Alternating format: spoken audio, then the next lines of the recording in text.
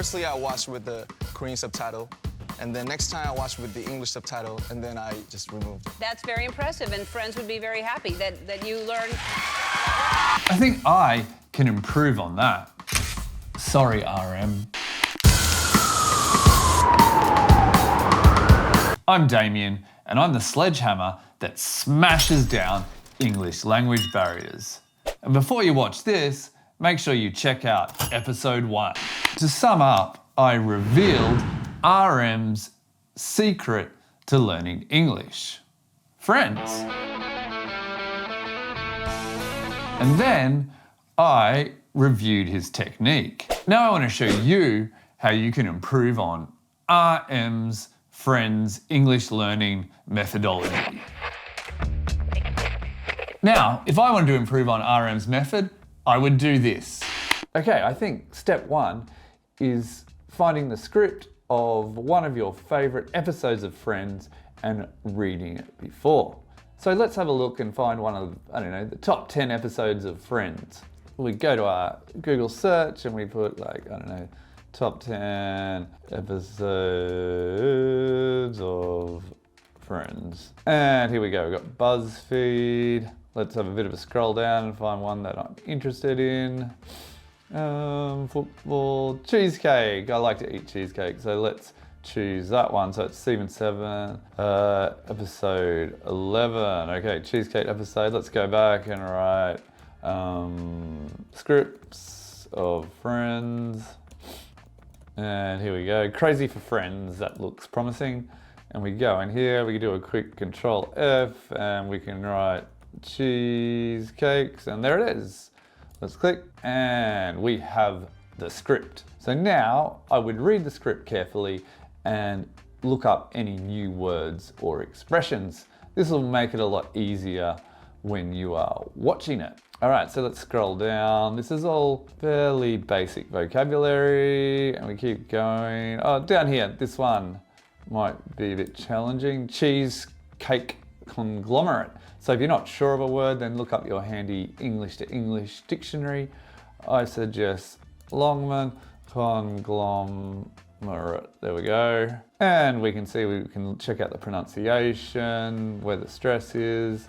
We can also, we have the meaning. So a conglomerate is a large business organization consisting of several different companies that have joined together. So an example of that might be Disney, because it has like, you know, so many different arms to it, like it's movies, it's rides, it's streaming channels. So that's an example of a conglomerate. It's also good, you can quickly find out some collocations: industrial, financial, media. Okay, so now we can go look for Friends. We can head over to Netflix, so you could probably find this episode on YouTube too. Let's pop in Friends. We have here, we got 10 seasons. So we scroll down, we choose our seasons, season 7, and we head down to cheesecake. Where is that cheesecake? Keep going. Here we are, the wonderful of cheesecakes. So we can click on the episode.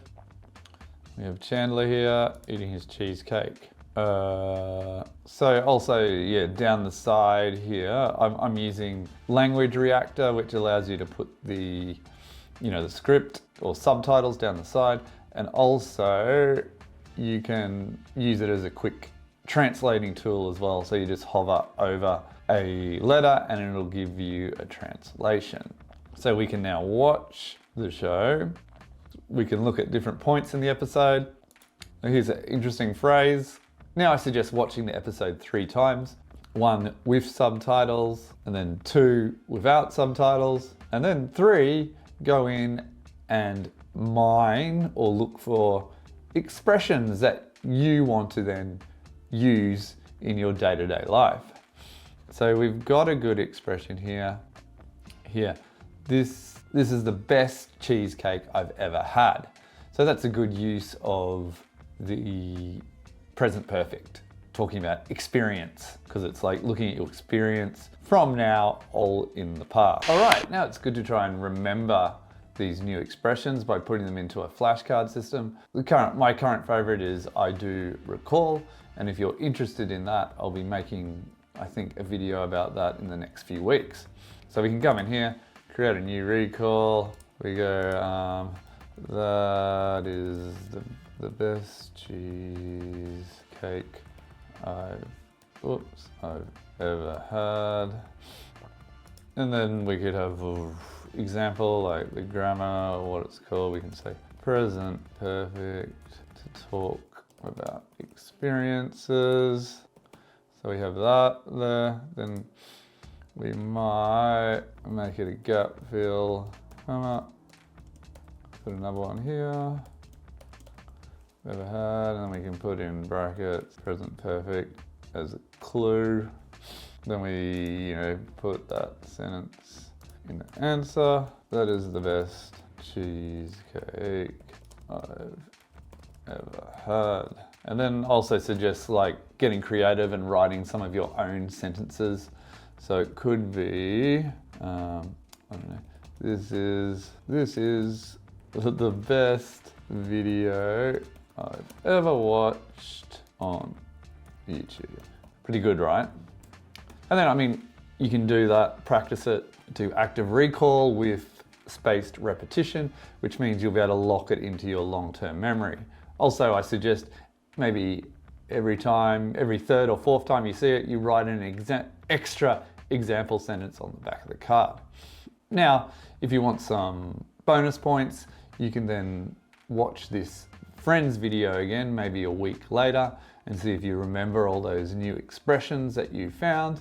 And then to go even further, if you want to turn it into a speaking activity, you could try and act out this Friends episode with a friend. And you could also do some shadowing, which is where you watch the episode and you pause it at different times and try to, copy the intonation or pronunciation of the cast of Friends and then say it at the same time as that actor. And this will really help with that la-di-da-di-da of English. To finish off, after I released episode 1, I received a lot of interesting comments, and this one from David particularly resonated with me.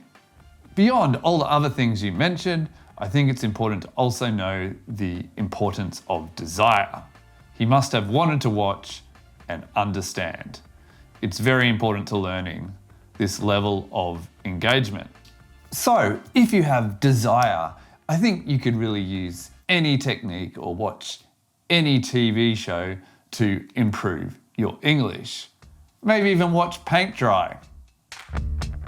But does that mean teachers can't help you? Or YouTube channels for that matter? No, because a good teacher can help channel that desire and get you to your outcome faster. Before you go, if you want to find out more about RM and his English language journey, then watch this video. And as I like to say, start taking your English mask off today.